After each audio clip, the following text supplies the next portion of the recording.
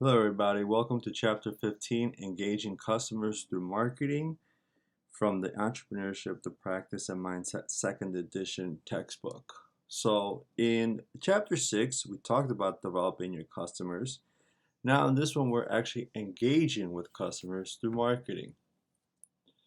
So, what is entrepreneurship marketing? Right? It's how entrepreneurs are unconventional marketing practices to gain attention in a competitive market. Entrepreneurship marketing is a set of processes adopted by entrepreneurs based on new practices to gain traction in markets. Right, two of the most popular entrepreneur marketing tactics is word of mouth and social media marketing.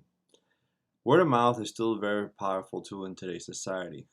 How many times have you heard of folks talking about, oh, you have to try out this place, you have to go to this restaurant, go to this location, buy this product, buy this service? Word of mouth is still very powerful, along with social media marketing. Of course, depending on where you are marketing your product, whether it's on LinkedIn, Twitter, uh, Facebook, whatever it is, right? Where are you marketing your product? Now, word of mouth is still very powerful. I'll give you a short story about how word of mouth is still popular. And this is a story told from one of my entrepreneurship professors many years ago.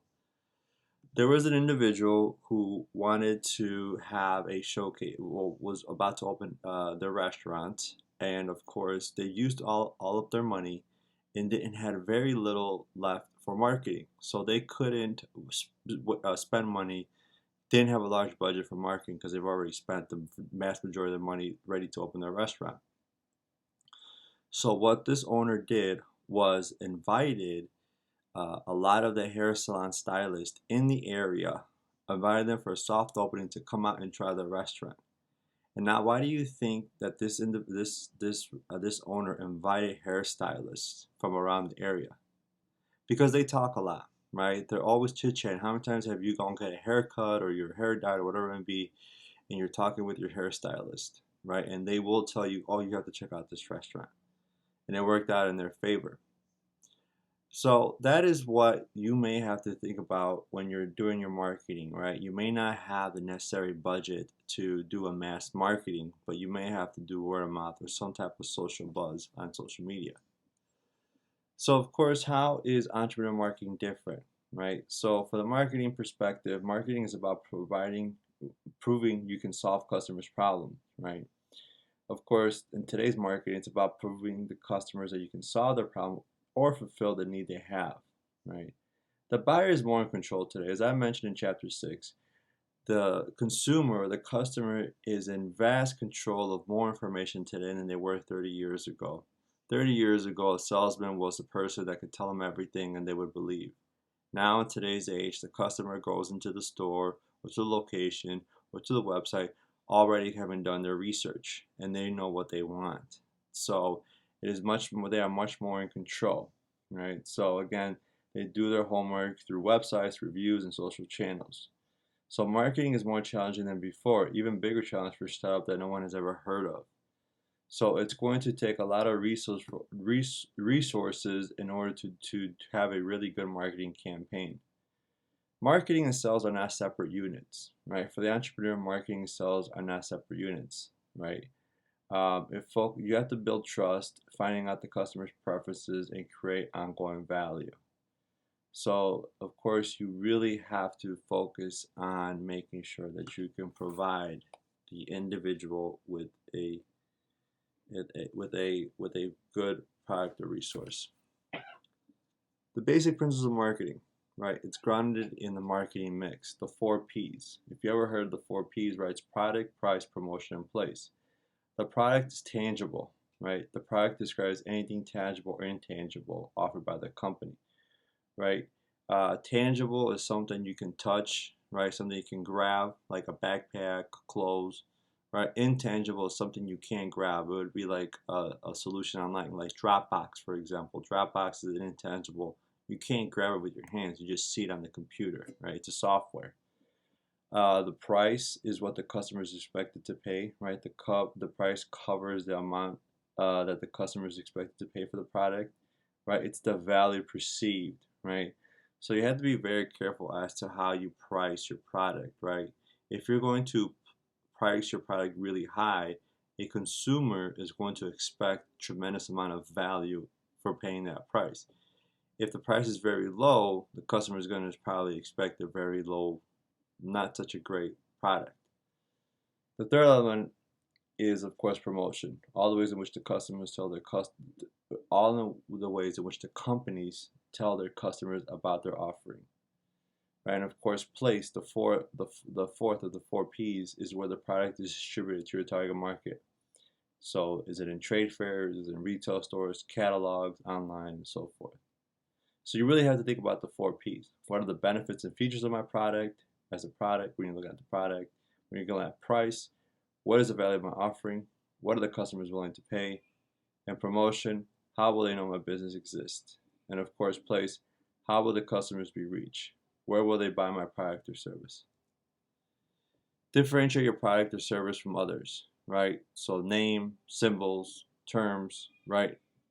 The face of your brand is your logo, right? So you have to think about that. Building a brand. Building a brand is a very important topic, or a very important solution for every entrepreneur, right? As I mentioned, building a brand is a very strategic matter that you have to take very serious.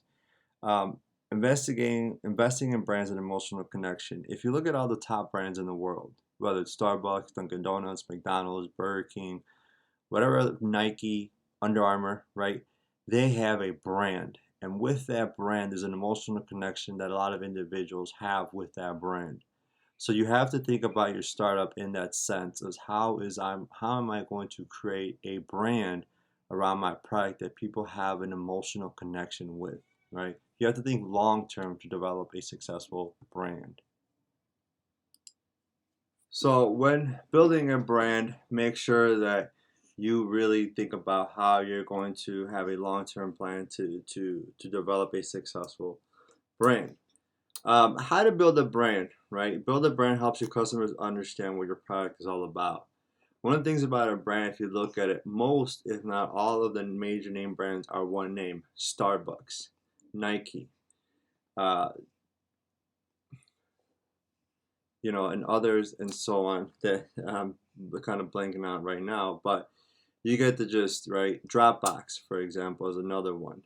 Walmart, Walgreens, right? So again, you have to think about choose a name, right? A successful brand all starts with a name. Experts believe that a strong brand can be created by using one word, right? Again, a concept first introduced by Al Rees, who believed it made the brand easier for consumers to remember. Think about it. All of the brands that you are a major client for, like you are all about that brand, just think about the names. The majority, if not all, are just one names. It's easy to remember. You're probably not gonna remember a brand name that has like like a whole sentence of a name. You're not gonna remember that, right? The logo too, right? People recognize the logo. There's actually research out there as to the color of the logo, right? The color of the logo really attracts people. Just look at the logos and how the color is. It attracts people to it, right? For example, the Starbucks logo has incredible brand name recognition around the world, but has no relationship to coffee whatsoever. Yet its name is unique and memorable, Starbucks, right? So again, you have to really think about how you're going to do. Again, many of the top companies have adopted the one name, right? One word: Google, Salesforce, Uber, HubSpot, and so on and so on. Of course, you have to know your customer, right? You have to really know who your customer is. In order to achieve brand success, you need to know how your brand is perceived, what would it make it stronger, and how customers feel about the competitor brands, and to what extent in which the customers will emotionally connect with your brand. You have to become your brand, right? One of the top things about consumers and companies is that they look at the CEO and they have to become their brand, right? If you ever heard of that famous restaurant, Texas Roadhouse, the founder of the company actually was not even a real cowboy. He just played along as a character of a cowboy because he became his brand, right? He became his brand so that people would tell, oh wow, this person is really truly immersed in the culture of what this restaurant is all about. So you have to become your brand. If you look at all the CEOs of the company, you can tell they are part of their brand. They look into it, right? You're probably not likely going to see the CEO of Nike, right, walking around in tuxedos all the time. They're probably more than likely going to be wearing Nike brand and looking like they are a Nike person, right? So you have to really aim for that, right? If you aim to promote sophistication through your brand, then you may want your employees to choose a polite yet formal manner over the phone and to dress smartly, right?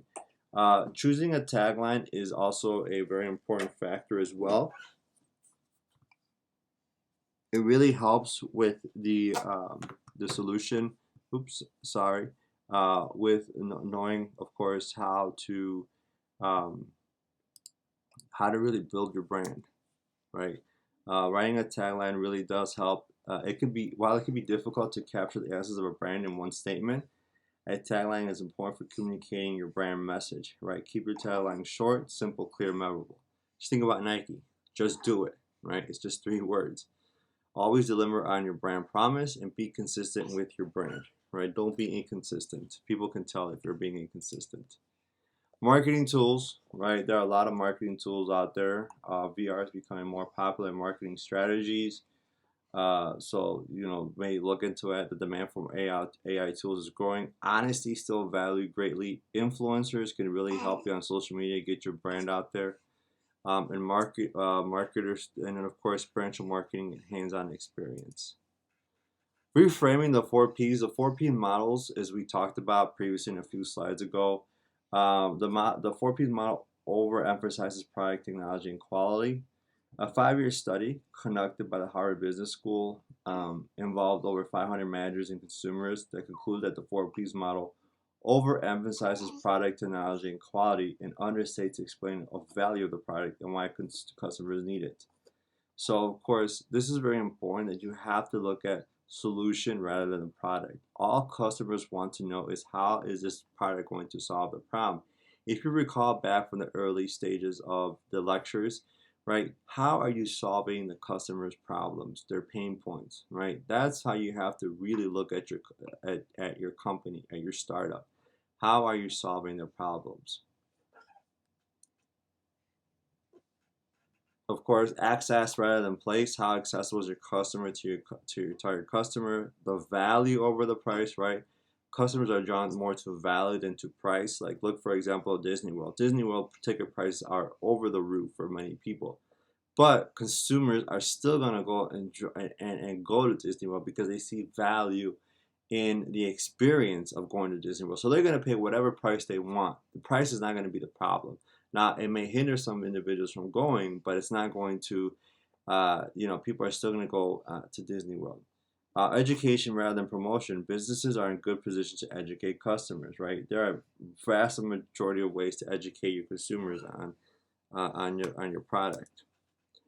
Difficult to reach the audience at the right time, right? Of course, entrepreneurs may find it difficult to reach their chosen audience at the right time without compromising the quality of the marketing efforts. One of the ways that entrepreneurs have talked about is how to market their product is called guerrilla marketing. If you ever heard of guerrilla marketing, there's actually textbooks out there on guerrilla marketing. And what guerrilla marketing really is a low budget strategy that focuses on interacting with the target group. As you recall my example about the restaurant owner who invited hairstylists to the restaurant to get the word out, word of mouth, that is a guerrilla marketing tactic, right? It was really low budget. How much did it really cost them to feed the hairstylist? Probably not much compared to what he would have spent on marketing campaigns out there with the third-party vendors, right? And so there are various ways of doing this marketing guerrilla marketing. Interactive poster campaigns, advertisement on cars, t-shirts, street branding, characters and costumes, flash mobs. YouTube videos can go viral in minutes. If you Dollar Shave Club, right, one of the first videos out there, just created waves of marketing for them, right? Email can also be another way. Another way was there was a rental car company. What they did was to get their word out, they would send about a dozen donuts or so. They would send donuts to each car repair uh, company around the area, and put their logo on there, put their business information there, and give them donuts. That way, if someone needs a rental car, they can call them up, and it worked out in their favor. So think of ways to use guerrilla marketing tactics to get your word out there. Now, it is difficult to measure guerrilla marketing because you're really not spending much money. It's really going to be difficult to know um, how, if effective your guerrilla marketing tactics are, right? Marketing through social media can launch business into new levels of success if done right. Um, so several years, you really have to really know how you're going to do your social media campaign. Um, it works in your favor, but also it could backfire. If you look at Twitter, for example, if you look at the social media tactics there, marketing through social media on Twitter, it's probably not always the best one. Just look at when you look at your Twitter feed, if you're on Twitter, and you look at some of these marketing posts, these paid social media marketing posts, there's a lot of negative comments most of the time on them. So maybe depending on the social media platform, it might be the best one.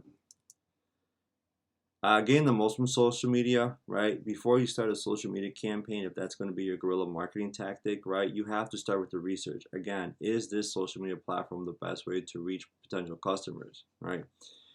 Think about what are your goals, like what is it that you want to accomplish, right? Design your strategy, post regular updates, and monitor the social media.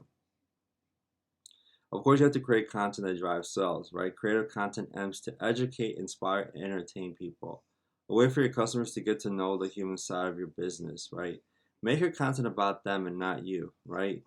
People are about themselves. So when you create a marketing piece, think about them, then less about you. Nobody really cares about you. Everybody cares about themselves. So remember that. Create content, again, develop a fresh point of view, and pick your battles. Take the decisive standpoints and put some off on your customers. Be authentic, right? People know when you're fake or not being authentic. Use your gut. Ask yourself how your content best serves. And of course, quality is key. Now, of course, you may not have the money to spend millions of dollars on a marketing campaign, but at least make some type of quality effort into it. Build your website, right? Website with crisp, clean designs is most successful, right? Your websites must be easy to navigate. Attracting an audience takes time. So again, your website will take a while to create.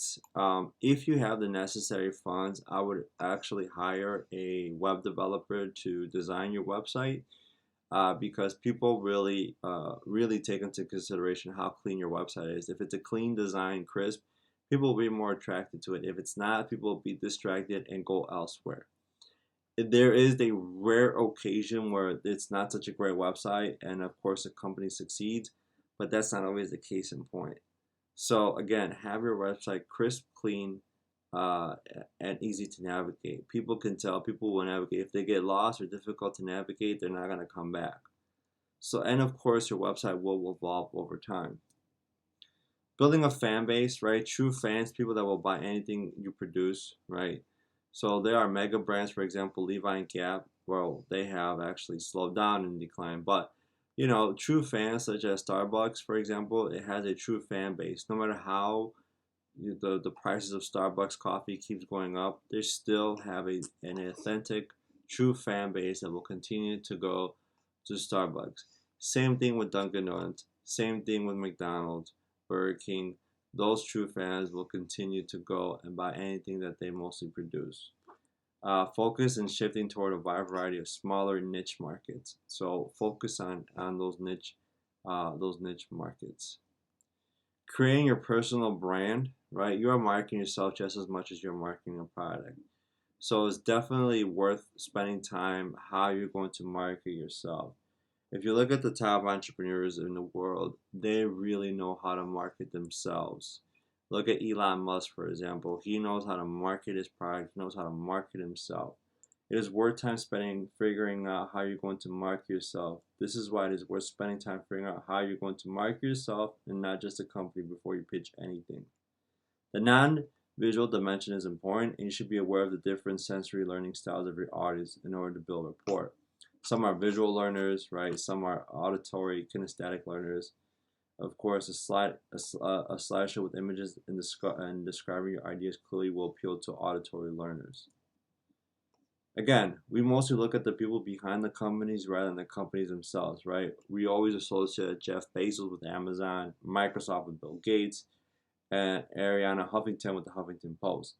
As much as about them because they are strong personal brands which they leverage. Leverage to attract more customers, personal branding is a major part of the company's success. Successful entrepreneurs, of course, they know how to build a personal brand based on trust and authority. They attract more customers, gain more media exposure, and create a lasting platform that secures a loyal following that people want to impact most. And that wraps up chapter 15. Thank you.